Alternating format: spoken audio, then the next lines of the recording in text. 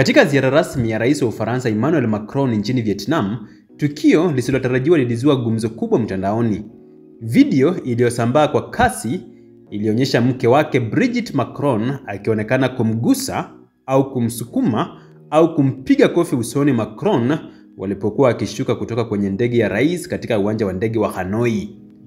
Katika video hiyo, Brigitte akiwa amevaa koti jekundu alionekana kufanya ishara ya haraka kuelekea usoni mwa Macron. Wengine walitafsiri kama kofi au msukumo, huku wengine wakiona ni ishara ya kimahaba au mzaha wa kifamilia. Tukio hilo lilizua mjadala mkali kwenye mitandao ya kijamii, likasababisha utengenezaji wa memes na mijadala kuhusu uhusiano wao wa ndoa. Rais Macron alikanusha tafsiri za tukio hilo kuwa ni ugomvi wa kifamilia, akieleza kuwa ilikuwa ni mzaha wa kawaida kati yao kabla ya kuonekana hadharani.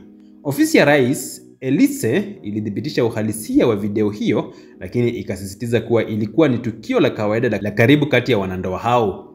Ziara ya Macron nchini Vietnam ilikuwa ya kwanza tangu aingie madarakani mwaka 2017.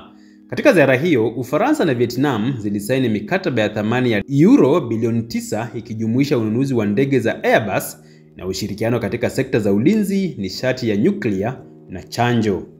Tukio hilo lilizua hisia tofauti miongoni mwa umma. Wengine waliona kama ishara ya ukaribu na upendo kati ya wanandoa hao, huku wengine wakilitafsiri kama dalili ya mvutano wa kifamilia. Mitandao ya kijamii ilijaa maoni na utani kuhusu tukio hilo, likiwaacha watazamaji wakijiuliza kuhusu maana halisi ya ishara hiyo. Ingawa tukio hili lilizua mijadala mikali, maelezo rasmi kutoka kwa Rais Macron na Elysee yanaonyesha kuwa lilikuwa ni tukio la kawaida la kifamilia. Hata hivyo, linaonyesha jinsi matukio madogo ya viongozi wa kitaifa yanaweza kuchukuliwa kwa uzito mkubwa na kuibua mijadala mikubwa katika jamii ya kisasa inayotawaliwa na mitandao ya kijamii.